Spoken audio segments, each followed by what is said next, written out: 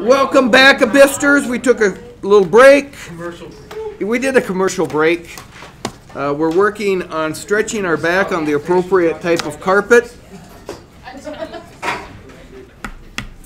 Example 3. Abby, as soon as you get your coffee is it coffee today or tea? It's coffee. Always Okay. coffee. Is it black or is there stuff put in it? No, I like my coffee sweet. Okay. Okay, so, first we did f of pi, which is negative pi squared.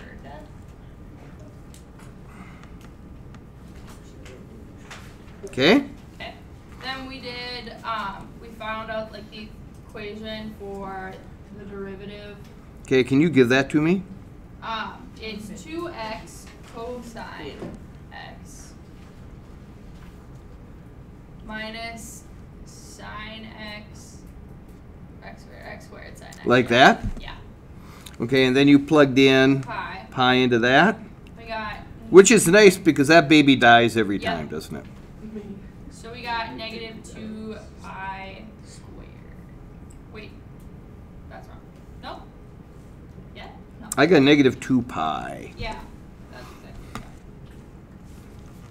Okay, so then the second derivative, I mean, for your stuff, it starts getting ugly, kind of, right? Yeah, 'cause, Okay. well, we did this wrong, so I think we did it wrong. I'll just look at tails. So then for the second derivative, we got 2 cosine x I got that. plus, or technically minus. Like that? Work a little bit better? Just like that. Okay. Minus 2x sine x. I got that. Okay. Minus 2x sine x. I got that. Oops, Plus. it's up. I got forgot the x before Taurus and Shane catch me. Okay. Plus. Oh, I got a negative again. Yeah. Or minus. Minus, sorry. X squared Cosine x. cosine x. What's that third term there for 2? This is an x right here. Okay. I'm going to write it again like this. 2 cosine x minus 4x sine x minus x squared cosine x. Yep. All right. I was like pi and got negative 2 plus pi squared. Okay, can I write as pi squared minus 2? Yeah. And then for And that's as far as you had to go, Yep. correct? Yep. Good, because that was like a lot of work. All right, so it's going to be a quadratic. Would you agree? All right. What was your final answer? negative pi squared minus 2 pi times x minus pi plus pi squared minus 2 times x minus pi. You got to divide by 2 factorial. Yes. Okay, so I put it over 2. Okay, and x minus pi squared. Yep. All right, very good. Do you put the whole thing over 2 or do you only? Yeah. Boom. Oh, yeah, you could put the whole thing over 2. Is that what you did? Yeah, it doesn't Yeah, that's matter. fine. Doesn't matter. No. That's just my. I always keep the coefficient different from the. But that's totally just me. If you put it all over 2, you'll see that more often than the way I write it. Okay? All right, Carter, example 4. You got a nice one, didn't you? Yeah, okay. Okay. So, f is 0 equals 1. And then f prime of x is going to be negative e to the negative x. And so when you put 0 into there, you got what? Negative 1. Negative 1. And then you get f double prime is e to the negative x. Well, that's convenient. So let me guess. You got 1. Uh-huh. Let me guess. It goes 1, negative 1, 1, Negative 1? Yep. You got her. So I've seen a pattern, so I don't need to write all that other stuff. Okay. And the fourth one, how many do you have to go up to? 5? Yep. Wow. That's got to be 1. Is that correct? Yep. And then the fifth one, It's a negative 1. Odd. it's got to be a negative 1. I like E. Eee. You know, it kind of bothers you, but I mean, it's fancy-dancy sometimes, right? All right, so you have a fifth-degree polynomial, correct? Yep. Now, Maclaurin means C equals 0, right? Remember? A Kruger polynomial means C equals 3. And there's no place that's written down, but I've said it in the BIS now, so it means it's true.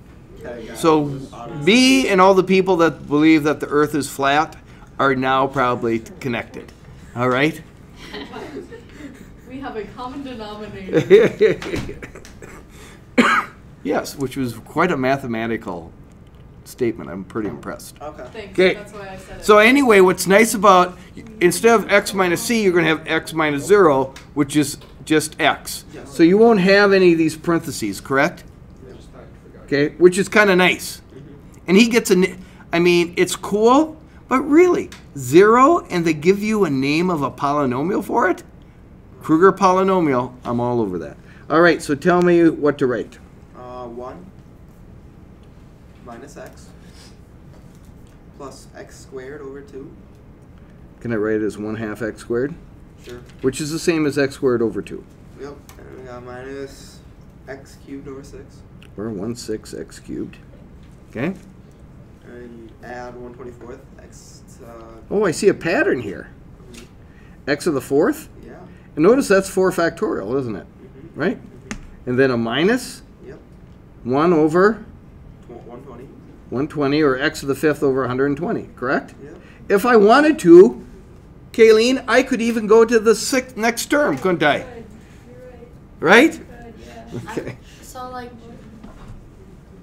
what is that now? Like, That so polynomial, if you were to plug in something, what would you get? It'd be a better An estimate. area or a point? a point. A point. This is a curve This is a curve. that kind of follows that curve.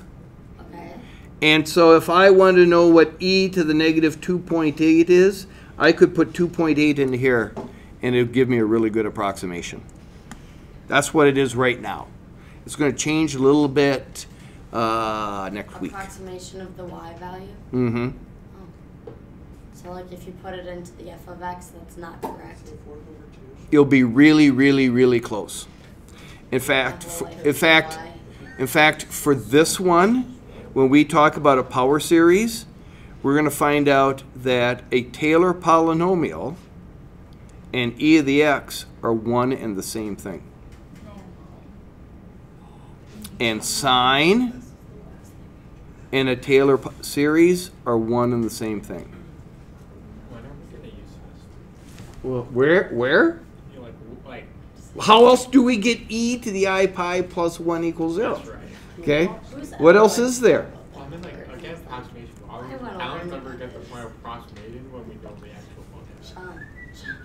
Well, why do you know the actual function? Because it's given. No, because Is that it's what you're using a asking? Taylor polynomial to give it to you. Okay? How can you create an infinite number of functions to put in your calculator? It's impossible, isn't it? But you could see that there's a particular method. You could create a computer program to do this, right? To approximate a Taylor polynomial, right? For any function that falls under a Taylor polynomial. I guess I can, because not every function does. No. Put that back in your bag. Okay? Yes, sir. Okay. Example 5. Ryan. Yes. Perfect. Okay. So, starting off, f of 0 is equal to 0. And then f prime of x is 2x e to the negative x minus x squared e to the negative x.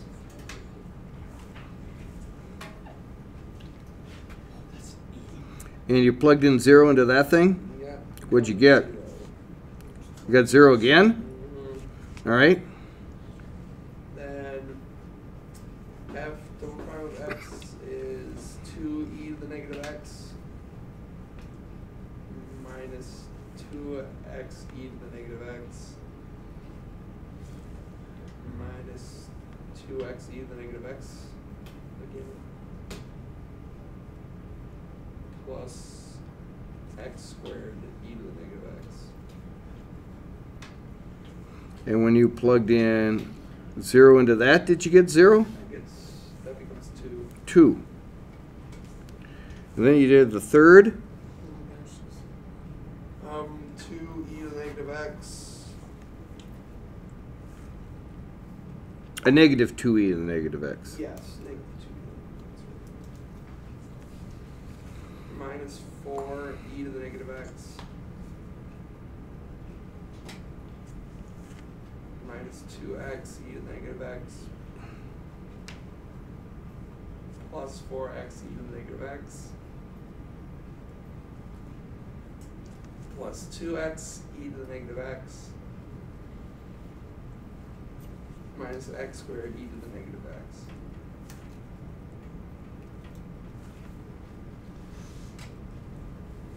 And when you plugged in 0 into that, what did you get? Negative 6. Ooh, I'm seeing a pattern here. You are. Mm-hmm. I guess the next one deals with 12. Am I right? Okay.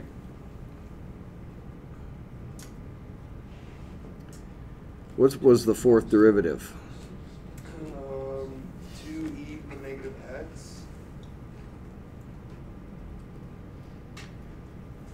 plus 4e to the negative x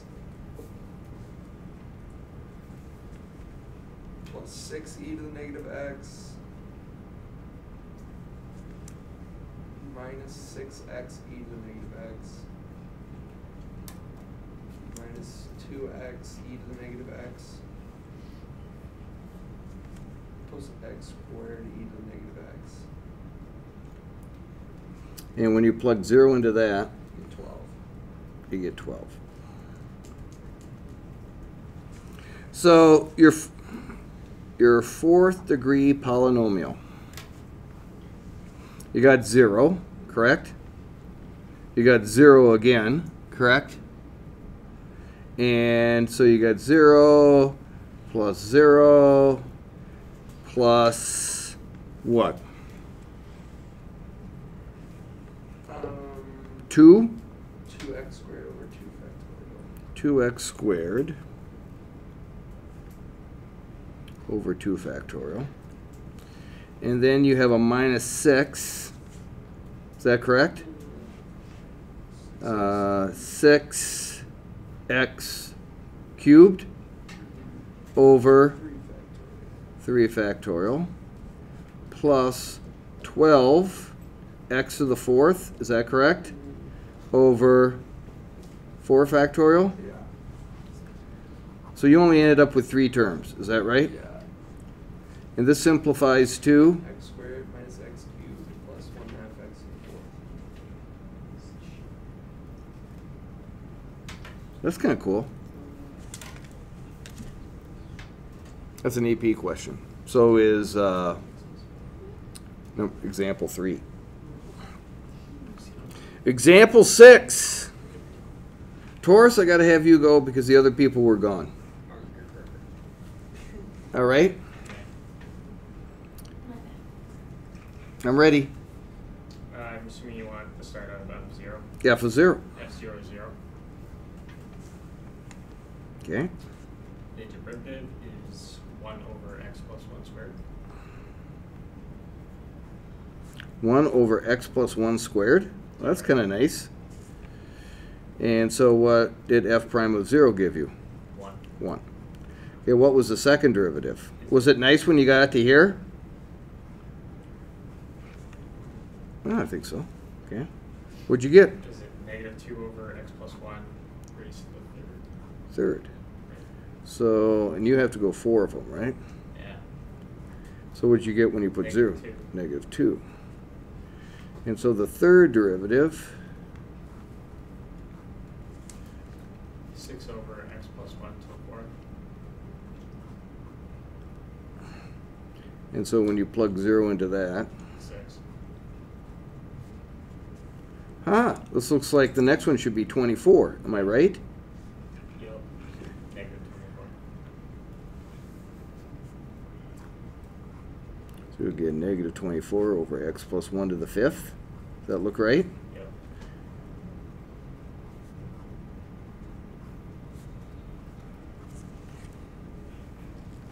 All right, so you had a 5th degree. I'll just put a little wall here. And so you have a 5th degree polynomial. And it's a Maclaurin, so I don't have to worry about any quantities. I just got x, correct? Remember what to be a 4th degree? 4th degree, thank you. He said yes, so. I did say yes. You did say yes? I count to 0. Okay. All right, so you got a 0, right? Yep. I'm not writing it down. Okay. X. X, because 1 times x is x. Minus Correct? X squared. Well, it'd be a minus 2x squared over 2 factorial, correct? Yeah. Okay. And then it's going to be a plus. Yep. Plus 6x to the cubed over 6, or 3 factorial. And then minus. Minus 24x to the 4th over 4 factorial. Oh, these all simplify. Yeah. Wow, this is pretty cool. So it's x minus x squared plus x cubed minus x to the 4th. Wow. Wow, neat.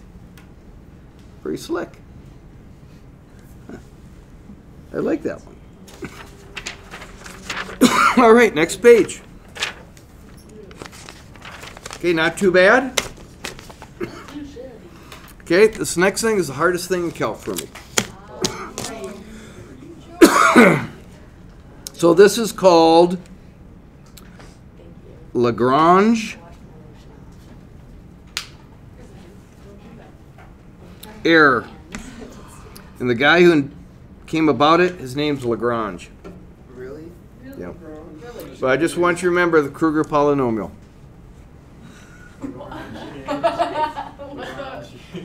Hi guys, my name is Charles Kruger. Here's my polynomial. Yep, yep. C is 3. That's all you got to remember. See, it's 3. Alrighty, so because you're approximating, you're always a little bit less than the actual value. Okay? Polynomial is the Kruger polynomial. Or a little bit more than the value, correct?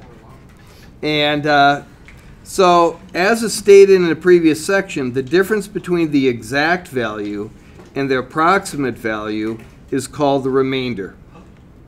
So that the remainder is computed as f of x minus your Taylor polynomial.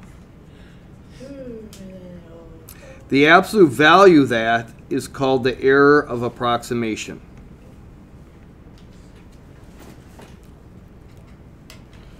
Taylor's theorem says if the function is differentiable through n plus 1 in an interval containing c, then for each x in that interval, there's a value that we call z, such that this is true. So here's your Taylor polynomial. We stop. This is the rest of the polynomial.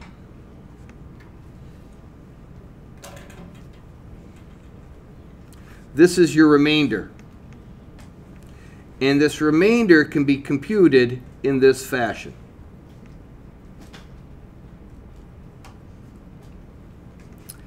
This means this remainder is a maximum.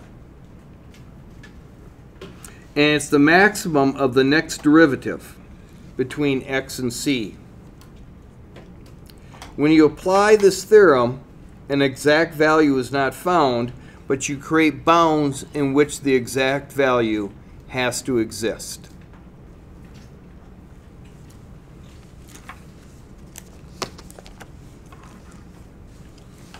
So what has happened here is this is a Taylor polynomial that is computed from the sine of x. And it's Maclaurin, so you got to remember that c equals 0 here. So f of x is the sine of x. The derivative would be the cosine of x. The second derivative would be the negative sine of x.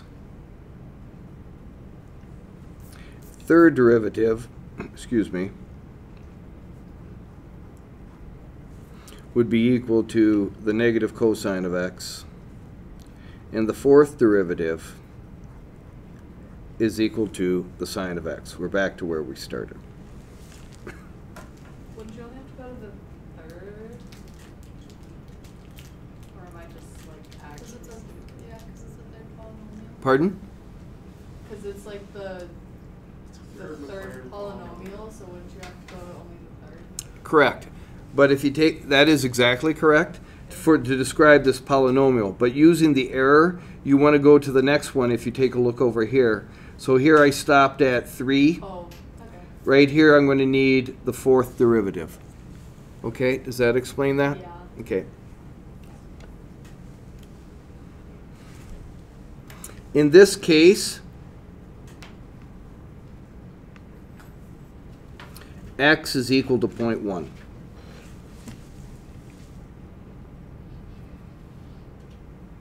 So what we're going to determine is the accuracy that we're going to get by using this Taylor polynomial. How accurate is this in computing to the sine of 0.1?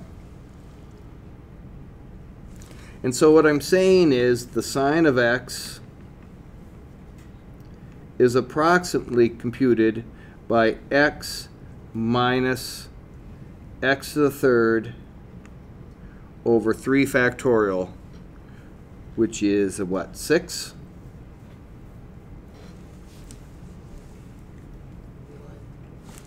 So if I put 0.1 into here,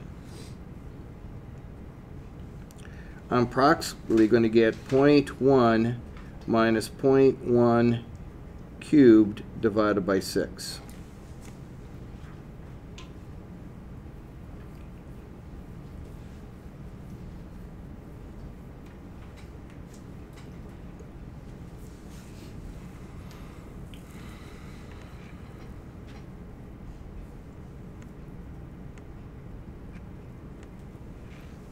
I'm going to put one more thing here. If I would have continued on with this, I would have had more terms, correct? Right? Those terms I'm going to call are the remainder.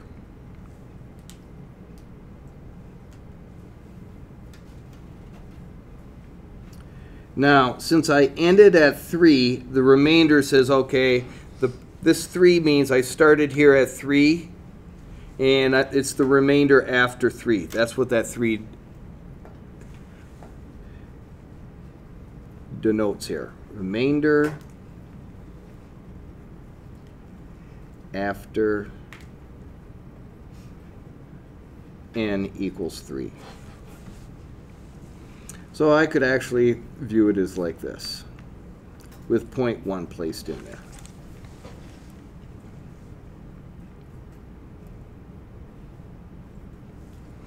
Alrighty, so what I'm going to do is I'm going to compute this.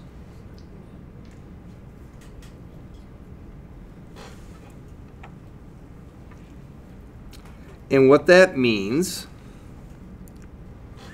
is I'm going to go to the fourth derivative, and I'm going to come up with a z. I'm going to say that this z has to exist between 0.1 and 0, between c and x.